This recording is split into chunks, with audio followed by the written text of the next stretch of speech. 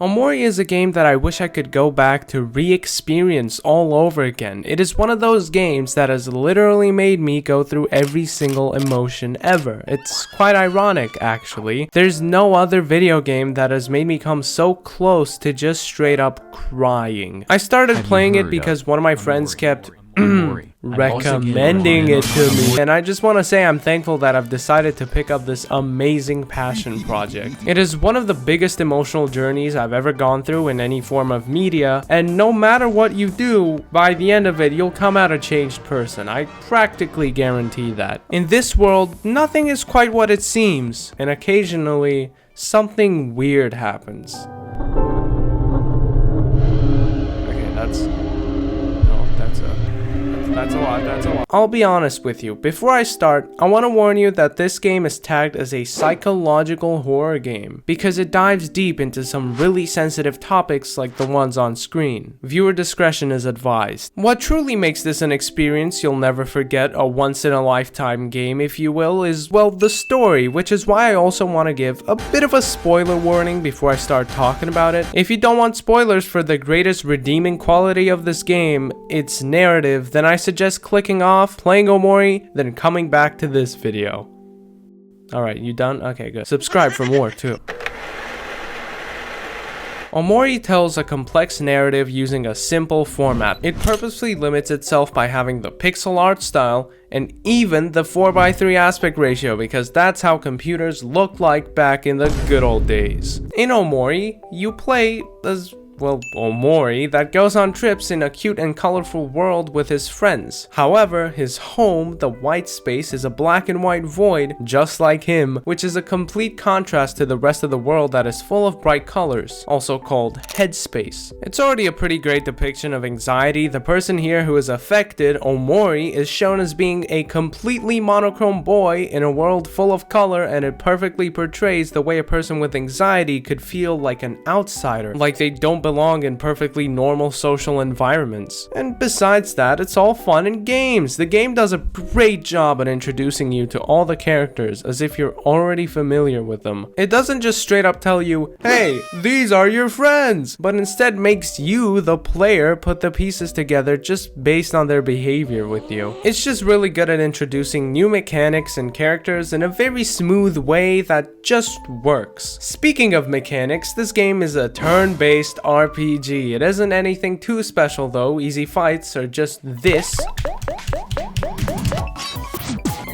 Wow, that was one of the fights of all time. But the way it is initially introduced is pretty clever. I won't go too far into it, but basically you're supposed to figure out most of it on your own, which is a neat idea because it lets you experiment with different playstyles and strategies. Remember how I said the game made me go through every emotion ever? Well, guess what? The way the battle system manages to stand out is by using a revolutionary emotion system during your fights. No, it's just something really simple. Look at this. Basically, rock, paper, scissors. The really cool hand-drawn art style is already incredible, but adding so many different emotions for every single character is just the cherry on top. And the music that plays in the background when you fight a random creature is just, oh my god, it just slaps. Like, do you really have to go nuts in the studio to make a song just for fighting two Baker siblings? I've never jammed this hard in my life while getting my ass handed to me on a silver platter. Jesus Christ. Oh yeah, and the cute sound effects too, I guess those are good, and the weirder ones as well. Moving on, you're invited to go to your friend Basil's house. Basil is a boy who is really passionate about photography. He always has his camera on him, and when he gets the chance, he likes taking photos of his friends when they least expect it because he seems to find that they look more natural that way, which I fully agree with, but I mean,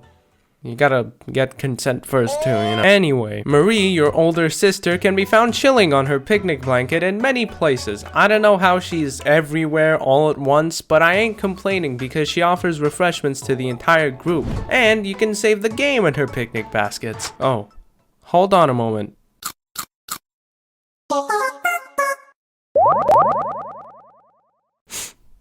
Anyways, you get to Basil's house, which I find to be pretty comical since he lives inside a literal shoe and the inside is round. And then he drops a photo on the floor. He picks it up. up and it all starts going to shit.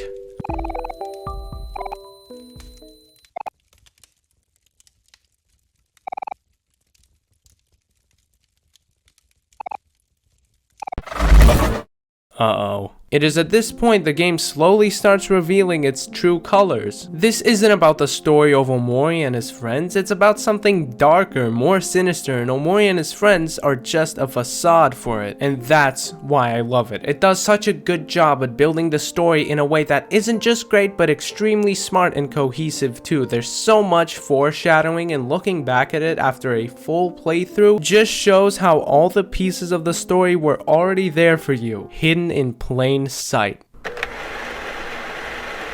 Meet Sunny, the actual silent protagonist. If staying inside his house without ever leaving it for 4 years isn't obvious enough, he is dealing with a lot of mental issues. Some real messed up thoughts even. Omori is just Sunny's persona from within the dream world. It is with this knowledge in mind that you can see many similarities between them. Sunny doesn't talk, just like Omori. They're both technically the same person, but also so different at the same time. And this is such a neat form of storytelling because it isn't just some alter ego fighting against him, but practically a combination between Sunny's personality and his messed up thoughts. God, I love world building. And this game nails doing exactly that. There's so much lore just straight up given to us through world building in a way that doesn't feel forced.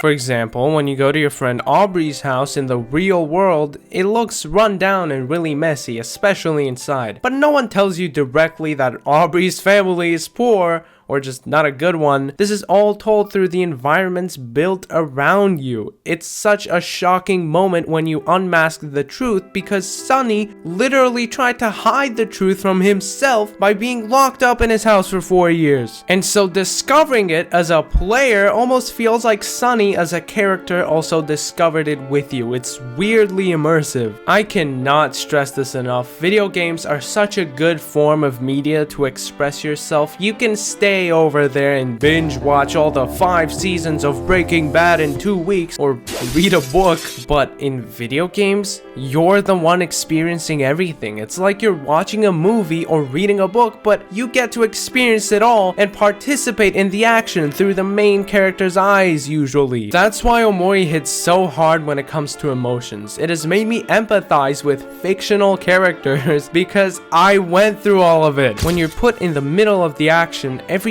feels more impactful. It can all be predetermined, but as long as you're the one who controls the character, it just hits that much harder. And with the help of music, you can even make a grown man cry. Should I even talk about how even if the credits for the ending that I got were happy, the fact that I knew I reached the end of my journey almost brought me to tears? It's... oh my god, it's just incredible. It's life-changing. Even if it's been 2 years since I've played it, I still think about it from time to time. It has left a mark on me, something that I really wasn't expecting from a game like this. Where was I? Oh. Yeah, well, everything isn't perfect though. While I still look back on the fascinating storytelling Omori provides, I also need to emphasize the fact that for a game that takes over 20 hours to complete, around half of it is worth experiencing. Because if you're gonna make a game take 20 hours to complete from start to finish, it's practically impossible to make the quality of it consistent from the beginning to the end. Sometimes it gets inconsistent or it pads out. However, the parts where you do get the lore of the narrative have to be some of the best executed sequences in video gaming history. And a quick massive spoiler warning here, parts like fighting against Omori or revealing the truth are so effective at making you feel such powerful emotions. Like, it isn't just a sequence where you find photos slowly revealing the way your sister died, but also an emotional journey that gets worse and worse the more you slowly start exposing what happened. You can feel Sunny slowly starting to feel more and more regretful of his actions. And then you have the special hand-drawn art style made by the creator herself, OMOCAT, that manages to just make everything seem so surreal. Take a look at this. tell me this isn't good. You can't. Anyways, back to where I was. I've gotten attached to this game. It will forever be ingrained in my head as a one-of-a-kind experience that, frankly, I definitely wish I could go back to relive. It felt like a movie, and by the end of it, I came out a changed person. It has made me aware of how people with anxiety or depression could feel, and other things that I've been lucky enough not to have until this point in my life. And frankly, it has just changed me in many other ways. It has inspired me for a lot of artistic choices, it has made me appreciate using video games as a form to express yourself, and it has made me fall in love with its extremely well-written characters that I hold dear to my heart. So, in conclusion, thank you, OMOCat, for making a fantastic flawed game. Nothing's perfect, but this comes pretty high up there. And for you, the viewer, thank you for watching. This is a pretty hefty video, and I made this because when I started this channel out, I proposed to myself that I release 3 videos at the beginning, this one being, one of the videos. So after about 1 more year of experience added to my belt, I decided to finally take it on. If you've made it this far, subscribe and watch my other videos because, I don't know, they're pretty good. See you around.